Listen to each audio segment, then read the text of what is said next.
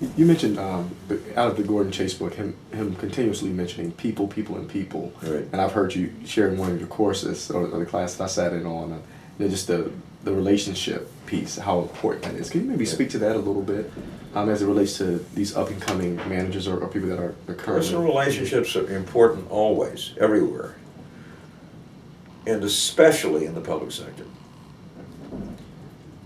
because the thing that motivates people in the public sector obviously is not money. Right. I mean, you're never going to get rich serving public life. And in fact, I say to my students, plan to live moderately. Nobody's going to ask you to take vows of poverty, but plan to live moderately and get your kicks from enormous personal satisfaction you get from being in a position where you can make a difference in people's lives. But as a result of that, and because the political world in which you operate is full of so many different people and organizations and folks that really are very important to you, developing those relationships, very important in the best sense. And obviously, you start with what has to be a relationship of trust and confidence in each other. If people don't think you're on the level, then forget it. Now, I'm not suggesting that these aren't things that we kind of accept as a matter of course, but it's just particularly important in public life that your word is your bond, that people can trust you, that you enjoy the relationships.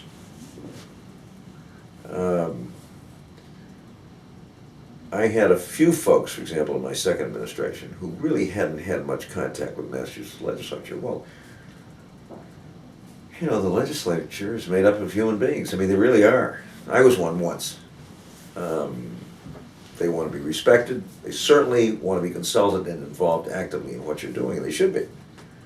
But if you can't enjoy that relationship with elected officials and other elected officials, then life's going to be very difficult for you. And so it's very much, at least a substantial portion of what you do involves developing good, ongoing relationships with lots of people. When you look at the current condition of our state and in our country in general, what do you say to the elementary school student that is looking at his or her parents struggling? They look at just what's going on. Like, what type of encouragement do you give to that young person? Well, I'm an encouraging guy. I talk on, maybe not at the elementary school level, but I talk on college campuses all the time about public service and why it's important and why I hope these young people will take it seriously. But there's no mystery as to why we're in the kind of economic hole that we're in these days. I mean, we adopted policies which, in my judgment, were virtually guaranteed to produce this mess. And it may well be that we're going to have a Congress come January that's going to go right back and do the same thing all over again. I find that totally irrational, but maybe part of the problem is that the Democrats haven't been able to communicate this very effectively. But if you miss a God-given opportunity to take the first budgetary surplus in 40 years and invest it in the best sense of the word in the country's future, as President Clinton recommended back in 2001 before he left office, pay down that debt, fund the Social Security system, do the kinds of things which really are quite conservative in the best sense of the word, but would have created a foundation for us and a platform to move forward in a way that not only would have made it possible to respond to this severe recession, but would, for example, have guaranteed the financial integrity of the Social Security system for the next 75 years. I mean, think of how important that would be in terms of creating a stable floor under what we were doing. Well, that's what Clinton recommended. New president arrived and promptly cut taxes, not once, 2 or 3 times. Okay. And now we're looking not at a deficit of $5 trillion, but of $13.5 trillion. All of which, in fact, had we adopted the Clinton plan, which by the way had strong public support. I mean, national posters went out and said, what do you think of this? Tax cut or, and they said, forget about your tax cut, do what Clinton is recommending. By 2-1. You know, American people aren't dopes. I mean, they understand this stuff. But for whatever reason, given the disputed presidential election, we ended up with leadership that just didn't seem to understand this or didn't want to. And we now find ourselves in, well, what do you say to young people about this? Go out there and make sure it doesn't happen again. You know, if you want a solid future for yourself and your friends and colleagues and ultimately your families, then you've got to get into this business and make sure that we don't keep making these same mistakes over and over again. Mm-hmm. And in the meantime, particularly at the state and local level, there's an enormous amount to do. I mean, there's no question. I walk around the state or drive around the state and I look around, I mean, you know, it's light years better than it was when I first went into politics. And most of that has to do with dedicated people who went into the public sector and did great things. I mean, the city of Boston, I'm in awe of this city these days. I walk around, I can't believe it. This was a hurting city. This was a deteriorating city. This was a city that had little or no future back when I first started getting involved in politics. And today, you know, it's one of the great cities. And that didn't happen accidentally. I mean, it happened because lots and lots of good, we had lots of important battles. I mean, the city was going to be paved over with superhighways until 1973, 74. And by the way, it was a bipartisan effort in which Frank Sargent and I agreed, my predecessor, who I defeated in 74, but we agreed that continuing that master highway plan would be a disaster. We had to invest in public transportation, and that was a crucial decision, but it didn't happen overnight. I mean, that was a 10-year battle and lots of good people. In addition to a couple of guys named Sergeant Dukakis were deeply and actively involved in that. But that decision, in my judgment, set the stage for the transformation of the city and for something other than the kind of baby version of Los Angeles with all of the consequences that would have meant. So, you know, there's a lot to do at the state and local level as well as to be concerned about what's going on nationally. I just want to say thank you for that, because for some of us that do live more moderately, you know, the public transportation definitely, you know, allows us to get where we need to be in a very manageable and quick way. So thank you. And well, you're nice to say that, and I hope that's true. It's certainly true for you, and it's certainly true for me. Yeah. But the impact of that decision on the city's future has been incalculable. Because once we made that decision, and then, fortunately, with lots of help from the federal government, lots of help from the congressional delegation, we were then able to invest heavily in the T, which was a basket case at the time. Yeah. I mean, really just terrible. And it's that public transportation system and the decision not to continue with these highways that, in my opinion, has, over time, created the kind of city we have today. Now, we still don't have some problems out there. We know that, and we've got to work at them. But at least we know where they are. We can focus on them, and we do everything we can to make things better in these particular neighborhoods and communities. But overall, I mean, this city is flying, even in a recession. And lots of other things have come into play. I mean, we invested in urban parks.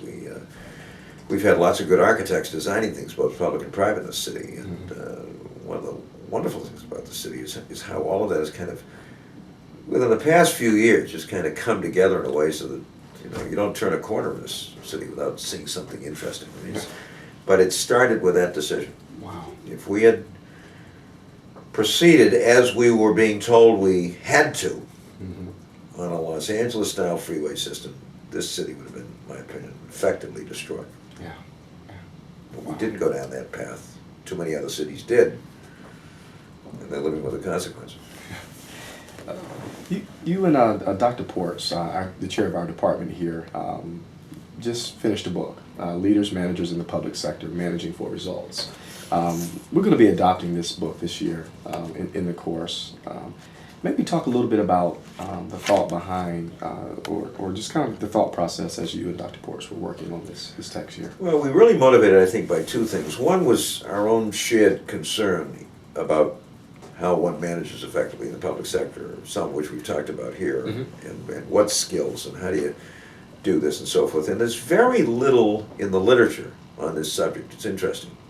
I mean, I get books all the time from publishers, public administration, this kind of thing, and it doesn't seem to me that a lot of these books have much to do with the world that I inhabit, and that I hope in some ways was able to work and lead effectively. So this was a way for Professor Portis and me to get our own thoughts down on what goes into making a first-class public leader manager. And there's been this controversy, I think it's been kind of silly, over, well, what are you? Are you a leader or are you a manager? The answer is, as we try to point out, you got to be both. You got to be a leader, but you also got to be a reasonably decent manager. Otherwise, you're not going to succeed. And secondly, we thought it would be helpful, and we'd never seen this really in public management or public administration leadership. We thought it would be helpful to go out and do extensive interviews with a substantial number of tried and tested public managers and see what they had to say about these and whether or not there was some common strands among them. And they're an interesting group. They come from all over the country, men and women from different communities, ethnically, racially, and otherwise.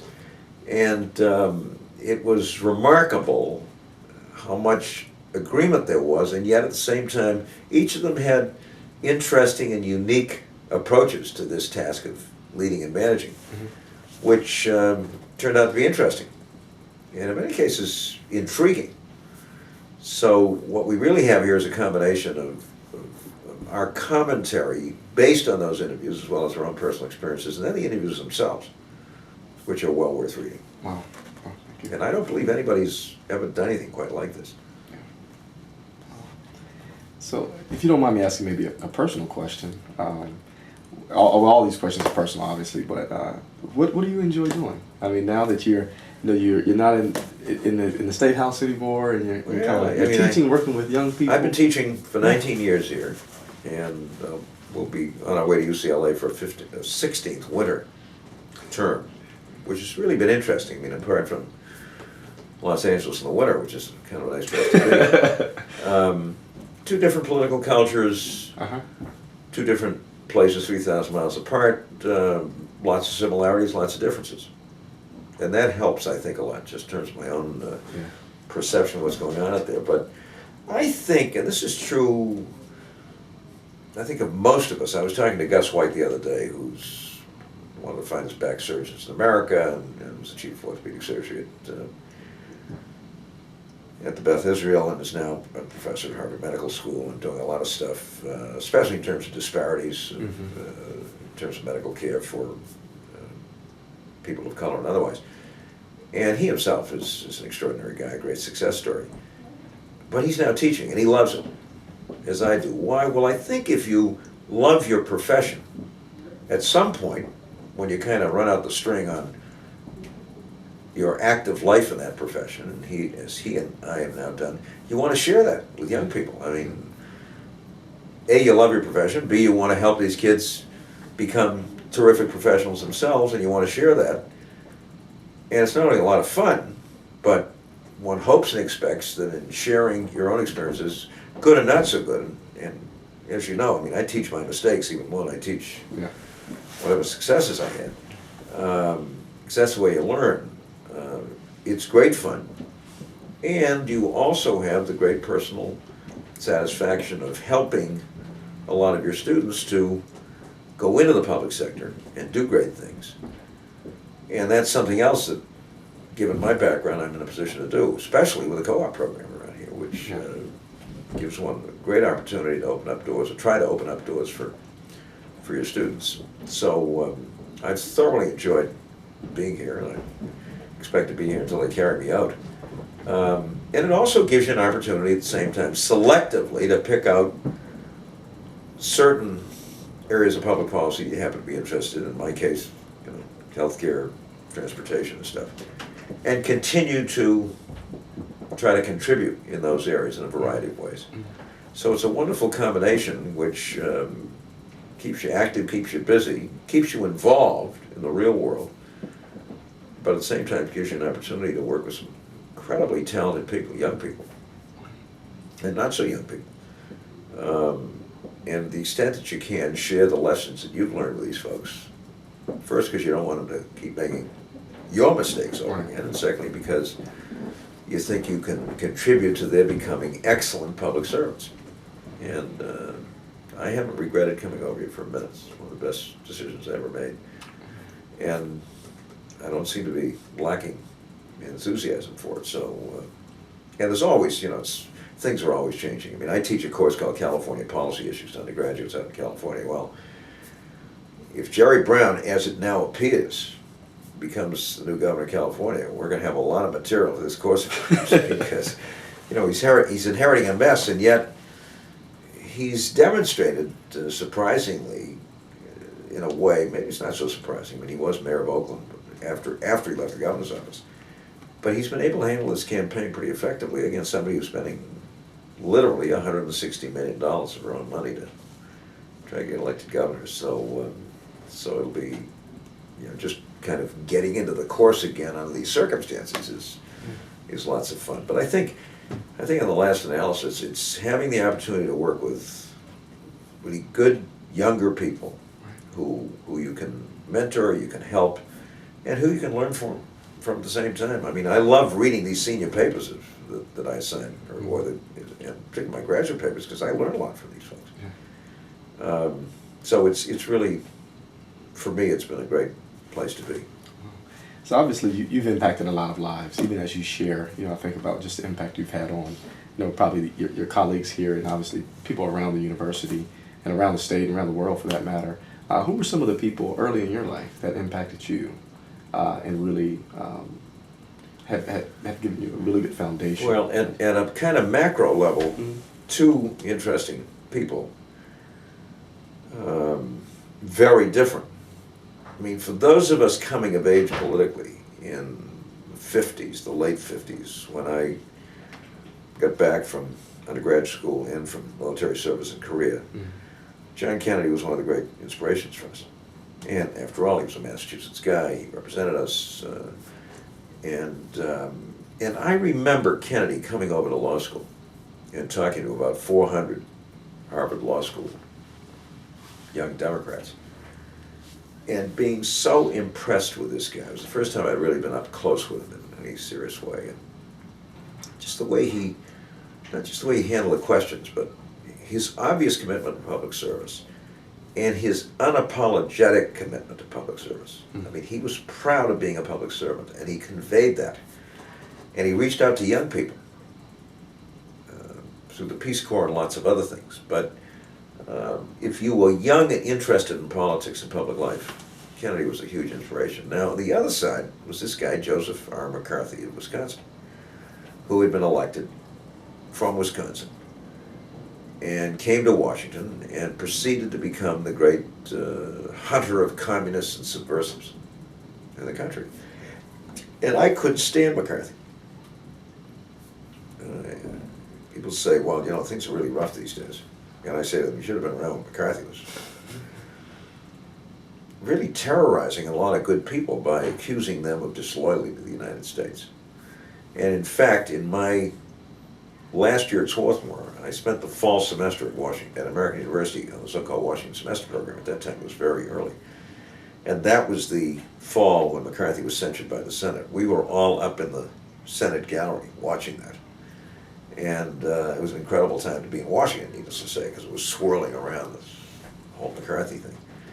And in a kind of perverse way, McCarthy had great influence on me because I couldn't stand him, and it seemed to me that some of us had to get involved in this business to stop people like this guy from doing what he was doing. So I guess it's fair to say that they were the yin and yang of my early career, but there were lots and lots of other people. I mean, the folks that I began in politics with in my hometown, many of them young, many of them just beginning to get involved themselves.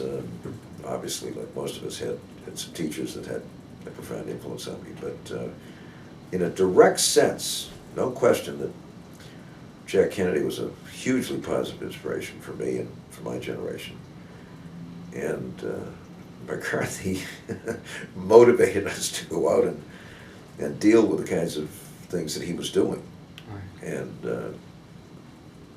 And so those are kind of, in a broad sense, two rather strongly motivating forces in my life, one very positive and one negative, but in a way that I guess it's fair to say became positive given what my response to all that McCarthy stuff.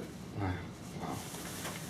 So I guess as a closing question, hundreds of years from now, when people open the book and they read about Governor Michael Dukakis, what do you hope is there in terms of the things that they take from your?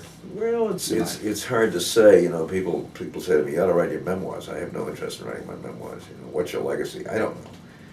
I mean, I've had a lot of fun doing this, and as I often say to people, you know, we're all volunteers. Don't feel sorry for us. We don't have to do it. We do it because we want to do it. But I'd like to think that I and others like me can serve as role models for younger folks coming along and persuade them that, for one thing, there is nothing inherently corrupting about public service. That's nonsense. You can set high standards for yourself and the people around you when it comes to integrity and live by those standards. That, and I'm not sure at this point where the country is on this, that government can and must play a role in improving the quality of life of our fellow citizens. The notion that you can kind of walk away and turn it over to the marketplace and it's going to work is nonsense. And we saw that. We'll see whether we're going to see it again. My own view is that if you want a strong and vibrant and good society, it takes a strong and vibrant private sector and a strong and vibrant public sector working together. That it's not one or the other. And I'd like to think that in my own career, politically and otherwise, I and some very, very good people were able to demonstrate that. But I don't know that I want to be celebrated necessarily. I just know that for me, the life that I've led has been a very special one. And, you know, for a kid whose parents came over on the boat, to be able to do what I did, notwithstanding the disappointment of losing the presidency, is pretty extraordinary. And obviously my parents had a huge influence on me, as well as Kitty, who's been, you know, so very special in my life. So it's been a great life, and I guess in the last analysis, if people can say, hey, this guy lived life to the fullest and contributed everything he possibly could to the world in which he lived, I mean, that's fine by me. It's going to be more than adequate.